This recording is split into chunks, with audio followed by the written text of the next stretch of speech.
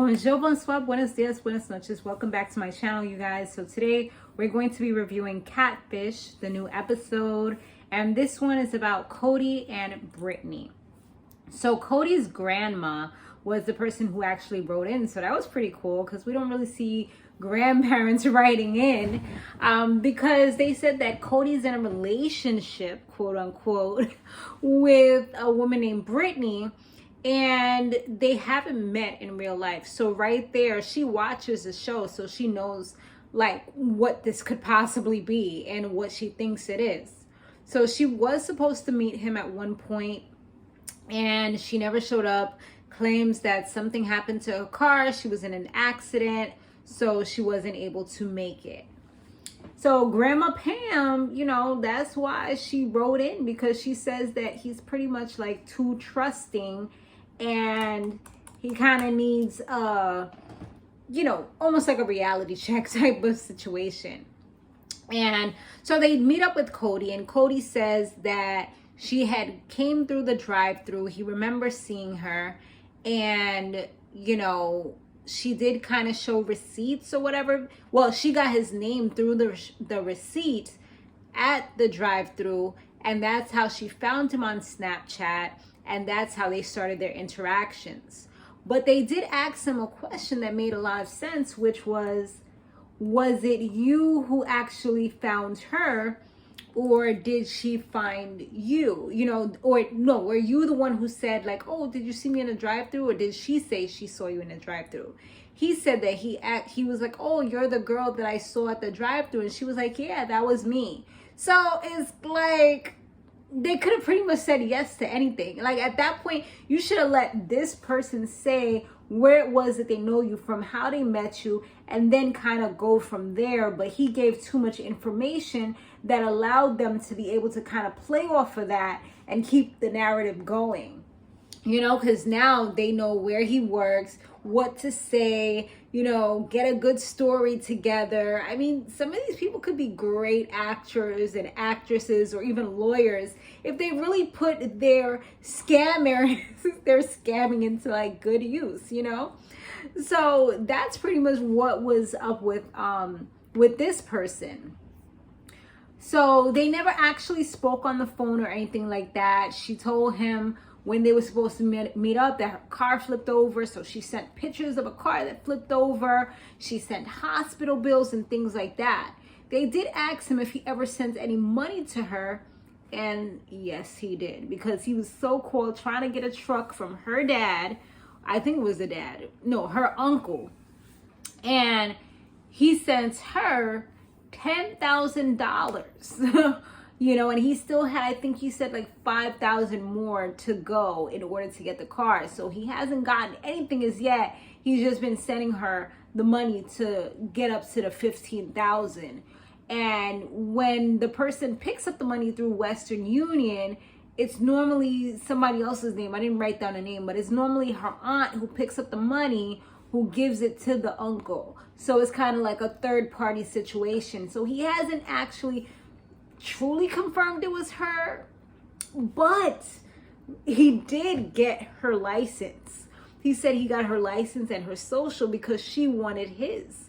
So he was like, oh, well, we got to exchange this correctly. So, he was thinking, but he still was not thinking, I feel like he was thinking logically, but she still was able to fool him, which is the messed up part about it. Because when they looked at the photo of the ID that she sent, it was clearly a photoshopped photo where they just kind of took a photo from somewhere else, put it on the license, and made it look like it was an actual photocopy of it. So yeah, it was just scams all around. And of course, him being an honest person, he actually gave his real stuff. So now this person literally has his identity, which is crazy. And so, I definitely feel like he has some developmental disorders or things like that going on. I'm not a doctor or anything, but I have worked and I'm certified in developmental disorders and other mental health things. So I can definitely see that, he just, poor guy, he's just kind of like naive and just isn't aware of certain things. I mean, and this can happen to anybody. I mean, well, not everybody, but a lot of people, you know, even people that have high IQs and things like that, you know, they can get fooled. Especially if they're people that like to be in the house more often, or just are socially awkward, or just would be okay with having somebody to be close to, even if they're not physically close to them, you know? And I think that that's where he got kind of caught up in this situation. He even said that he loves her. So when Cammie saw the photo, she was like, that looks like somebody. And I'm like, what if it's an influencer? But she was like, it looks like somebody that was on Rock of Love. Lo and behold, it definitely was somebody from Rock of Love.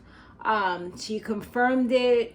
She said, no, she's not dating anyone named Cody. So she was sorry about that. She said it happens too many times. And she, at this point, doesn't even know what she could do to stop this from happening, because it's like normal now, you know? It's like they find someone that's beautiful, who posts a lot. So you post a lot, that makes you an easy target, because now they have different angles, different photos, updated photos that they would be able to show to somebody. So it's not that hard to catfish using this person. So yeah, she was just like, you know, it's happened way too many times. They said, would you be open to just saying that via FaceTime when we have Cody in the room? And she was like, yeah, she was definitely open to doing that. So she does what she said she was going to do. She tells him, and of course you can see that it was almost like he was deflated. Like, you know, the hope that he had for something real was gone. And he really felt like he had seen her in the drive-thru at some point, but unfortunately it wasn't her. Maybe it was somebody who looked similar to her, but it definitely wasn't her.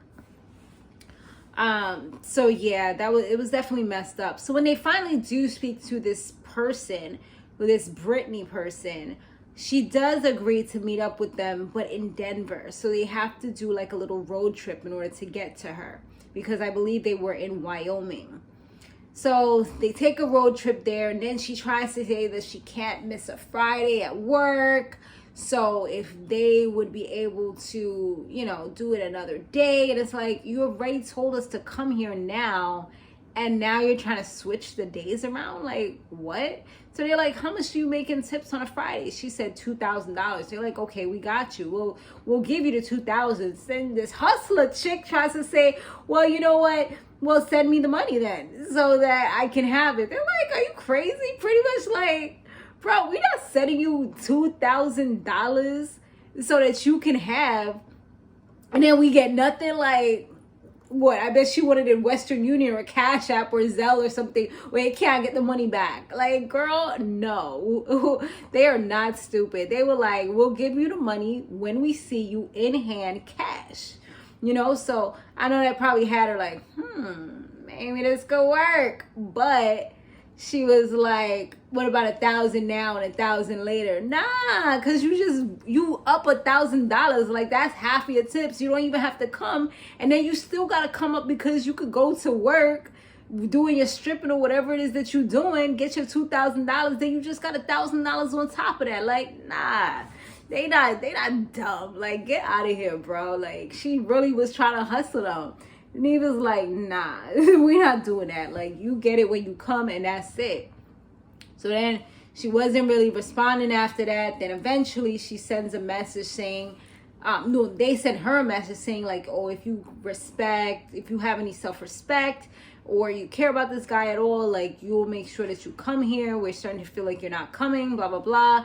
And then she responds and says that she's on her way. All of a sudden, she's on her way, and she'll be there in the morning.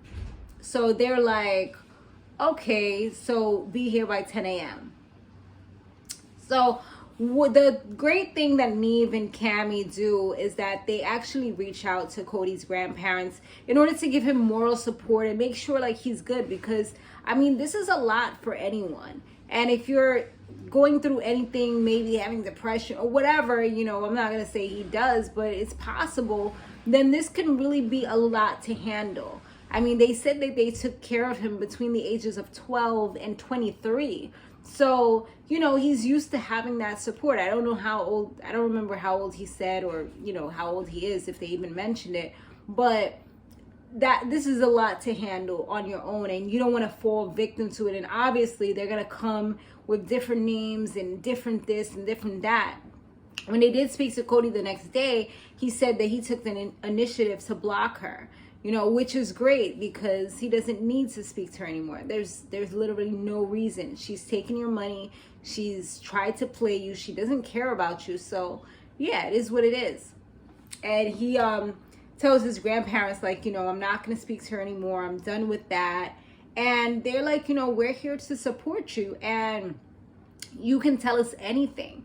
And we don't want you to feel any type of way. And they're like, if you feel like you want to spend money, like, send it to grandpa, and grandpa will save it in a savings for you, so you can have that money instead of giving it to these people that don't care about you. Because people in a relationship, like they said that with them two, they didn't need each other. It's more like, they came together to help each other out, not like somebody was dependent on the other person to thrive and survive.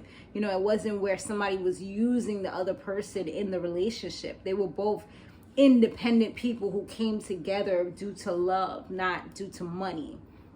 And that's how it should be in most situations. Unless you got you a sugar daddy, honey, or a sugar mama. we ain't gonna discriminate over here. But, so yeah. And then it starts getting weird, because once they send the final, the jig is up, we're done with you, you don't even need to respond anymore, everything is done, like he won't be speaking to you ever again type of thing. They're like, oh, check your WhatsApp. Go to WhatsApp, and all of a sudden things start to get a little weird. Okay, the words was different, talking about some oomba boomba, like I forgot the word, no disrespect, but I forgot the word. I don't even know why I tried, but it was Nigerian words. When they looked it up, I think it's meant children, and pretty much the person is saying like, oh, this is my client and you're messing things up for my client. So at the end of the day, they just looked at him as a cash cow, which, or like a piggy, pretty much like somebody who's just going to give them all their money, and this person is almost like a dominatrix, like you got to do what they say. So like a financial dominatrix, I should say, because there's different ones. So I'm just like, damn, like they didn't care about him at all. And that's the most messed up part about it. And they, they definitely gave him some good tools. And I think he's a lot more empowered now that he's gone through this situation. And now he knows what to look for, because obviously they see him as an easy target. So they can go ahead and try to call him, contact him, maybe message him on Snapchat, and try a different approach, because they feel like, okay, we can get him again. We need this money. So he definitely has to be careful. But like I said, it seems like he's much more empowered and ready to take on whatever is next. So that's awesome. So 2 months later, Cody says that he's thriving. He's doing so much better now that she's not in his life. I mean, he was probably so worried about like checking the messages, seeing what she needs, catering to her needs, probably putting so much of his time and effort into this relationship that wasn't even real. So now he can kind of just be free and do whatever he wants to do with his dog. He said they're eating steak, he's putting his money to good use to himself, putting himself first. And that's awesome. And that's empowerment. And it's great that, he's gotten to this place. So if he's gotten nothing out of this, I feel like he's just gotten himself to a better place, got more empowered.